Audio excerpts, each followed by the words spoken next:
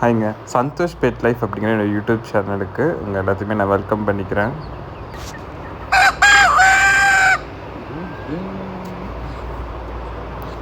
So கோழி கூவுனோடனே சனிக்கிழமை பார்த்திங்கன்னா நல்லாவே நான் சாமியை கும்பிட்டுட்டு இந்த வாரமும் வந்து நான் வேலையை ஸ்டார்ட் பண்ணிட்டேன். இது வீக் 2 நான் உங்களுக்கு எபிசோடு மாதிரி போட்டுட்ருக்கேன். ஒவ்வொரு வீக்குமே வரும். ஸோ என்னோடய செடி எல்லாமே பார்த்திங்கன்னா நிறையா ஆக்சிஜன் தரக்கூடிய செடி எல்லாமே நம்ம வீட்டில் வந்து வச்சுருக்கோம். குட்டி குட்டி பாட்டில், ஹேங்கிங் பாட்டில். அது போக கொஞ்சம் வெஜிடபிள்ஸ், வெத்தலை கொடி இதெல்லாமே வந்து வச்சுருக்கேன். இது எல்லாமே வந்து ஒரு கூலிங் ஷீட்டுக்கு கீழே வந்து வச்சுருக்கேன். ஸோ இந்த செடி எல்லாமே வந்து இந்த சனிக்கிழமை பொறுமையாக ரசித்து ஒவ்வொரு இலையும் புதுசாக வந்திருக்க இலையில ரசித்து அவங்களுக்கான உரம் கொடுக்கறது, மெயின்டெனன்ஸ் பண்ணுறது எல்லாமே வந்து நான் வந்து பண்ணிடுவேன். ஸோ நிறைய ஒர்க் வந்து எனக்கு இருந்துகிட்டே இருக்கும். ஸோ கொஞ்சம் கொஞ்சமாக தான் என்னால் வீடியோஸ்லாம் போட முடியுது. இங்கே பார்த்தீங்கன்னா கொஞ்சம் ஆர்டிஃபிஷியல் ரோசஸுமே வந்து நெஜ பிளான்ட்டில் வந்து நான் மாட்டியிருக்கேன். ஏன்னா அது ரொம்பவே ரியலிஸ்டிக்காக இருந்துச்சு அந்த ரோசஸ் பார்க்குறக்கு. அதனால் அது கொஞ்சம் நிறையா வாங்கிட்டு வந்து செடி ஃபுல்லாகவே வந்து நம்ம மாட்டியிருக்கேன். ஸோ இங்கே ஒரு குட்டி நாட்டு பம்ப்கின் ரொம்ப அழகாக உழவர் சந்தையில் விற்றுட்டு இருந்தாங்கன்னு சொல்லிட்டு அதை வாங்கிட்டு வந்து அந்த விதையை பதப்படுத்தி முளைக்க வச்சுருக்கேன். வளர்ந்துச்சுன்னா அழகாக இருக்கும். ஸோ இது ரூபிங்க. ரூபி வந்து க்யூட்டாக ரெடி ஆகிட்டுருக்காங்க. பைரவும் வந்து செம ஸ்மார்ட்டாக இருக்கார். அண்ட் இங்கே பார்த்தீங்கன்னா சாரா. ஸோ சாரா வந்து குட்டி போட்டா என்ன ஏதுன்னு சொல்லிட்டு உங்களுக்கு நான் ஃப்யூச்சரில் அப்டேட் பண்ணுறேன்.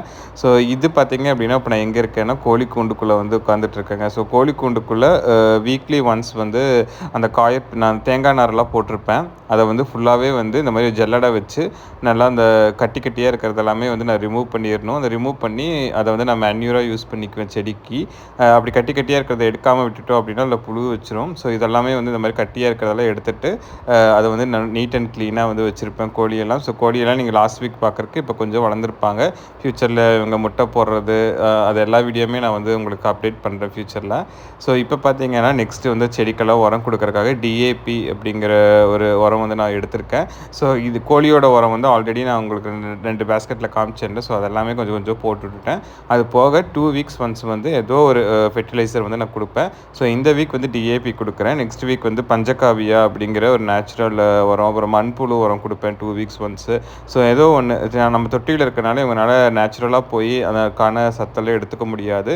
ஸோ இவங்க நல்லா ஃபாஸ்ட் க்ரோத் வர்றதுக்காக இந்த மாதிரியான கேர் எல்லாமே வந்து பண்ணிகிட்ருக்கணும். ஸோ வழக்கம் போல் நம்ம மாடியை ஃபுல்லாக நீட்டாக கூட்டியாச்சுங்க. கூட்டி அதுக்கப்புறம் நீட்டாக கழுவி விட்டுட்டேன். ஸோ இந்த சேனல் நீங்கள் ஃபஸ்ட்டாக பார்க்குறீங்கன்னா ப்ளீஸ் சப்ஸ்கிரைப் பண்ணிக்கோங்க. அண்டு உங்களோட கமெண்ட்ஸ் எதாவது இருந்துச்சு, உங்களுக்கு டவுட் எதாவது பெட்ஸ் ரிலேட்டடாக இருந்துச்சு அப்படின்னா இதில் கமெண்ட் பண்ணுங்கள். நான் பர்ஷியன் கேட், டாக் இதெல்லாமே வந்து சேல் பண்ணிகிட்ருக்கேன். உங்களுக்கு எதாவது வேணும்னா